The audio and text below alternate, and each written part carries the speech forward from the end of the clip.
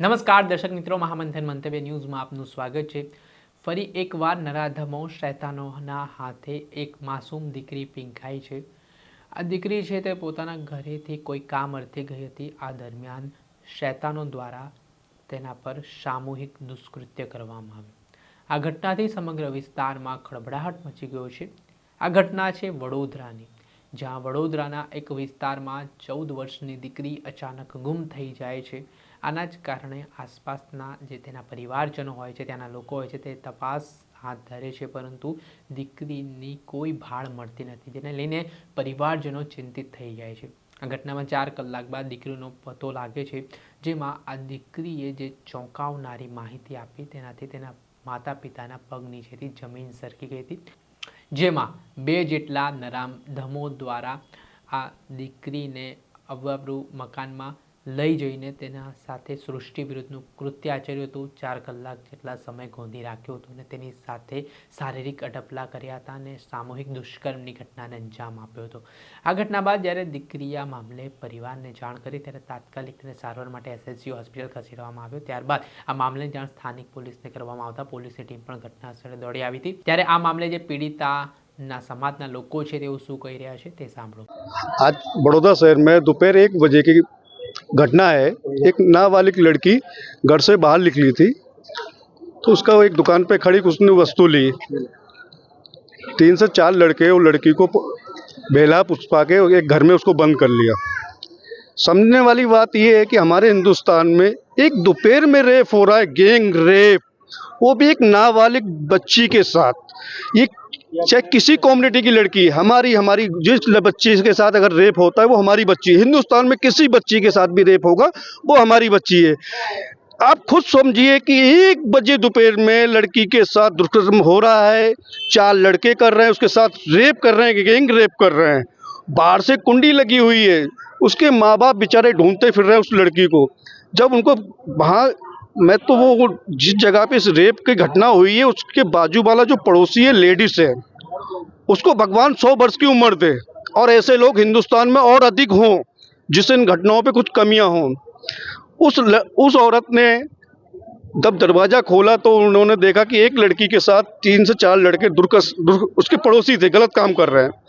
जब उस वहाँ पब्लिक भेगी गई, ये लोग उसके माँ बाप भी ढूंढते गए तो उसी बेचारी औरत ने, पड़ोसी है, ये दूसरी कौम के, वो एक हिंदू महिला होकर उसने ही पुलिस को जान की है। मेरे समझ से, जो मुझे जहाँ तक नॉलेज है, उसने कहा कि ये गलत हुआ है, उसके लिए पब्लिक भेगी हुई। आज हमारा पूरा हर कम्युनिटी का बंदा यहाँ पे खड़ा है एसएसजी हॉस्पिटल के अंदर।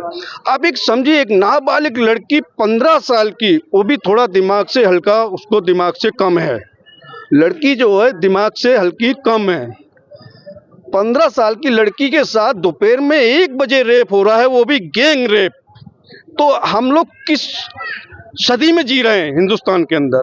आए दिन घटनाएं होती हैं कि मैंने ये तो सुना कि रात में गैंग रेप हुआ, कई बच्ची अकेली घूम रही थी या किसी के साथ जा रही थी, उसके साथ दुष्कर्म हुआ। लेकिन गुजरात बड़ौदा शहर के अंदर दोपहर 1 बजे रेप हो रहा है, तो आप समझिए कितनी भयावह स्थिति होगी हमारे बड़ौदा शहर की। अभी आपकी क्या मांग है? हमारी सिर्फ और ये पब्लिक जितनी खड़ी, इनकी एक ही मांग है, ये जो भी दोषी है इनको फांसी की सजा, कम से कम फांसी की सजा तो होना चाहिए। इतनी हमारी सरकार से, प्रशासन से सबसे विनती करके, हम हाथ जोड़ के विनती करते हैं कि इनको फांसी की सजा होना चाहिए और इनको एक गुजरात में नहीं पूरे हिंदुस्तान में एक सबक मिले कि ऐसा कांड किसी की बच्ची के साथ ना हो। ये हमारी एक रिक्वेस्ट है। मिस्टर शकील खान पठान, रोशन पार्क प्रमुख। આપણે સાંભળ્યા હતા પીડિતાના સમાજના લોકો મોટી સંખ્યામાં એસએસજી હોસ્પિટલ બહાર ઉમટી પડ્યા હતા ને આરોપીઓ જે નરાધમો છે તેમની સામે ફાંસીની સજા કરવામાં આવે તેવી માંગ પણ ઉઠી છે। આ મામલે પોલીસ તપાસમાં શું સામે આવી રહ્યું છે, શું કહી રહ્યા છે પોલીસ ઉચ્ચ અધિકારી, તેમને સાંભળો। ફતેગંજ પોલીસ સ્ટેશનમાં ગઈકાલે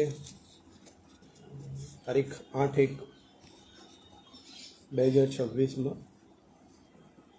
પોલીસ સ્ટેશનમાં 64(1), 65(1), 70(2) પોક્સોની કલમ 3A, 4(2), 5G અને 6 મુજબ એક બળાત્કારની ફરિયાદ રજીસ્ટર કરવામાં આવેલી છે।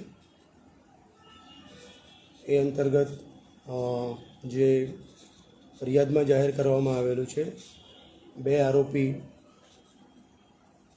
દ્વારા 15 વર્ષની એક સગીરા છે, જે મૂળ ઉત્તર પ્રદેશની છે, અને સગીરા ઉપર આ આરોપીઓ દ્વારા બળાત્કાર કરવામાં આવેલો. એ બળાત્કાર સંદર્ભે બંને આરોપીને પોલીસ સ્ટેશન દ્વારા શરૂઆતમાં આરોપી નામે હર્ષિત, જેને રાઉન્ડ અપ કરીને બાદમાં એરેસ્ટ કરવામાં આવ્યો, અને પોલીસની વિવિધ જુદી જુદી ટીમો બનાવી અને અન્ય આરોપીને પણ ગણતરીના કલાકમાં ઝડપી પાડી એને પણ મોડેથી એરેસ્ટ કરવામાં આવ્યો છે. બંને આરોપી જે છે એમને કોર્ટમાં પ્રોડક્શન કરી આ કામે નામદાર કોર્ટમાં રિમાન્ડ માગતા બંને આરોપીના 3 દિવસના રિમાન્ડ જે છે એ મળ્યા છે. અત્યારે હાલ અલગ અલગ વિવિધ દિશામાં તપાસ ચાલુ છે. બંને આરોપી પોલીસ કસ્ટડીમાં છે. પૂછપરછ બાદ આગળની તપાસ જે છે એ કરવામાં આવશે. બંને આરોપી કોણ છે, ક્યાંના રહેવાસી છે, કેટલી ઉંમર છે, શું કરી રહ્યા છે? બંને આરોપી જે છે એ નવાયાર્ડના છે, અને બંનેની ઉંમર આશરે 19-20 વર્ષની ઉંમર જે છે એ જણાયેલ છે.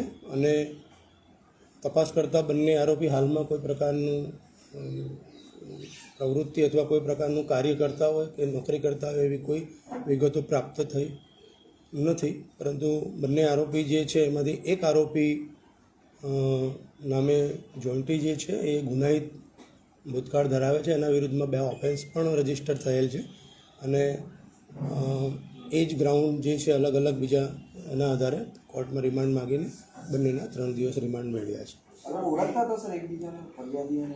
એમાં જે આરોપી હર્ષિત છે એ સગીરા જે છે એની સાથે થોડા સમયથી પરિચિતમાં હતો એવું તપાસ દરમિયાન મળેલું છે. પરંતુ સગીરા જે છે 15 દિવસ પહેલાં જ એ યુપીથી અહીંયા આવે છે.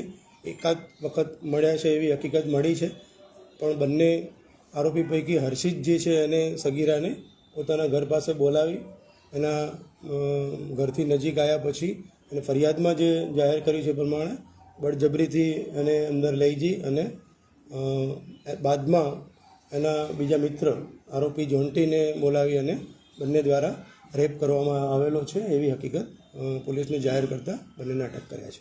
કેટલા વાગે બોલાવવામાં આવ્યા હતા? કેટલા જે પરિવારનો આક્ષેપ છે કે 3-4 કલાક બાંધી રાખવામાં આવ્યું, તેમાં હકીકત શું છે? અને કોઈના દ્વારા તેમને બહાર નીકળવામાં આવે તેમાં હકીકત શું?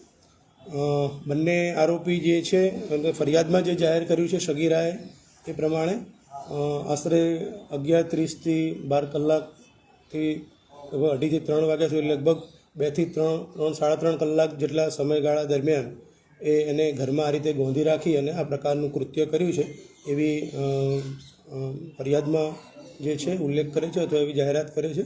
અને એ દિશામાં જ તપાસ કરી અને પછી સગીરા જે છે એનું મેડિકલ તપાસણી કરાવવા માટેની અત્યારે હાલ પ્રક્રિયા ચાલુ છે. બંને જે દુષ્કર્મના આરોપી જે છે એમને એના કામે એરેસ્ટ કરવામાં આવ્યા છે. સોરી, ના, એવું કોઈ પ્રકારની હકીકત હજુ સુધી ધ્યાનમાં આવેલી નથી. જે આ ઘર છે એ હર્ષિલનું મકાન છે.